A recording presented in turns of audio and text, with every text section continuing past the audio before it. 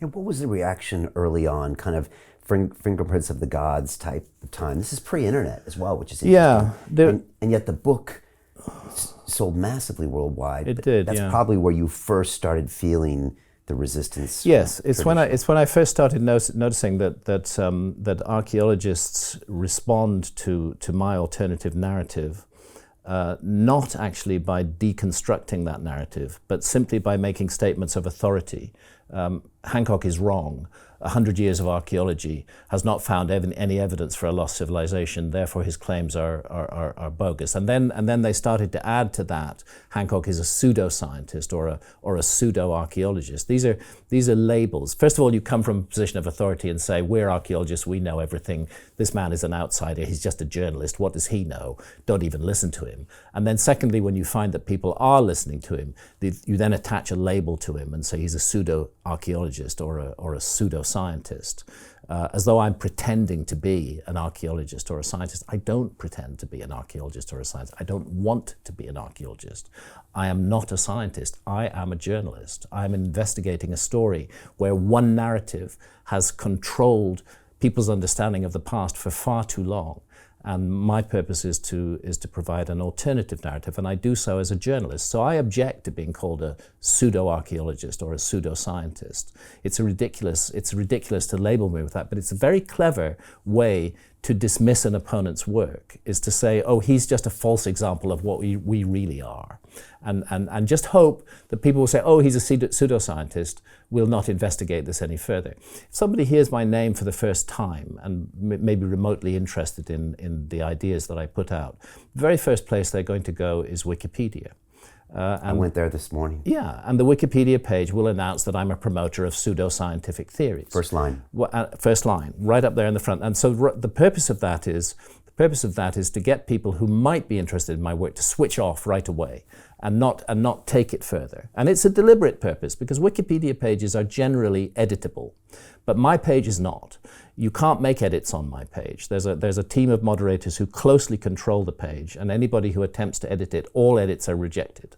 The page is locked and controlled by moderators who include archaeologists and friends of archaeologists. So actually, Wikipedia is a hive of censorship. Wikipedia is not serving up an honest, unbiased, objective approach to my work. What Wikipedia is serving up is the view of a small group of archaeologists about my work. That's what's happening. This is not an encyclopedia in that sense. I mean, it makes me wonder. I happen to know my own story, and I happen to know, the facts of that. But it makes me wonder about every other single fact that Wikipedia presents. Is the whole thing agenda-driven? Is it serving the interests of a small, specific interest group who have taken control of that page? I think Wikipedia need to change their policies. They should not allow one side of a debate to control what is supposedly an encyclopedia talking about that debate. Both sides should have their say if it's to be balanced in any way. Yeah, Wikipedia has completely conflicting narratives all throughout that. I don't trust anything they say. And unfortunately, with the title and the name, it shows as if it promotes itself as some unbiased, objective version. That couldn't be further from the truth. Just not true. I know from my own experience that it is deeply biased and totally unobjective. And I suspect that is true with many other Wikipedia articles as well. So these days, if I do want to search information on a subject and Wikipedia comes up as the first hit, I may look at what they say, but I'm going to check very carefully. I'm going to check very carefully the authenticity of what they're saying. And it's most unfortunate, because Wikipedia could be a beautiful thing, but it should not taint itself by handing over pages to particular interest groups who have skin in the game and wish to put another interest group down. And it usually gets top 5, top 10 search. That's the problem. Always. And people just trust it for some reason. Yeah. And it's just as co-opted as any other social platform, with all sorts of strange agendas and all sorts of strange actors in the back with false names that are trying to push their agenda.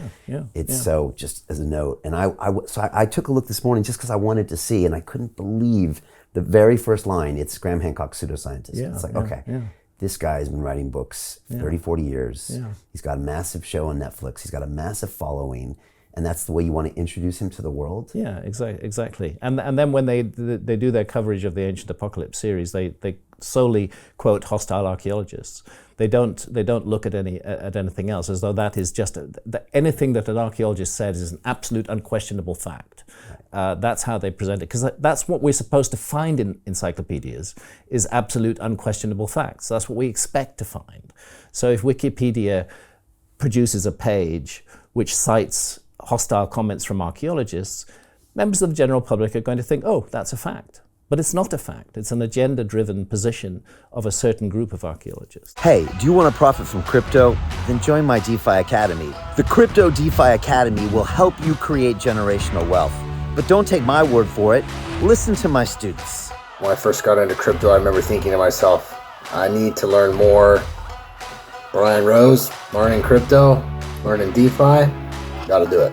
I am so grateful that I jumped in and did this. I had to break through some limiting beliefs that I can do this, that I can afford this, that I can be in this. It challenges the things that are deeply rooted within us. Joining DeFi Academy has been one of the best decisions I have made on my blockchain journey. This course was a life changer, a game changer, a huge eye-opener, coming from knowing practically nothing at the speed of the learning over 4 weeks was just fantastic. The information you provided in this class was invaluable. I feel far more confident in my next steps. You took complex concepts and made them easier to understand. What's different than so many other ones is it just doesn't tell you what to do. It actually makes you do it. This is for people who are serious about becoming traders. This is the way it should be done. I realized from this learning experience again that it is not about what you learn, but about who you learn it from. The energy was insane. I've never experienced such incredible energy on a live call. Brian Rose, you are a legend, my friend. It's the only thing in the market where you can get all information and learn everything what you need to know. Everything is so clear and so well done, and I'm just forever grateful for this program. It made me feel so much more confident about crypto than I did before. I did not anticipate how passionate I was going to become about it. This course has been like a big learning experience for me, not just in the crypto space, but just an overall balance of life. What I've learned is, how to take ownership, of my life in a way that I really hadn't before. Yeah, you can't put a price on that, really. I would recommend it to anybody, top notch. Excellence does not come cheap. So if you want excellence, you got to pay for it, but it's so worth it. Pull the trigger. That's what this course is about. You're not going to regret it, really. It's amazing. Thank you, Brian and team. So what are you waiting for? Crypto is happening now.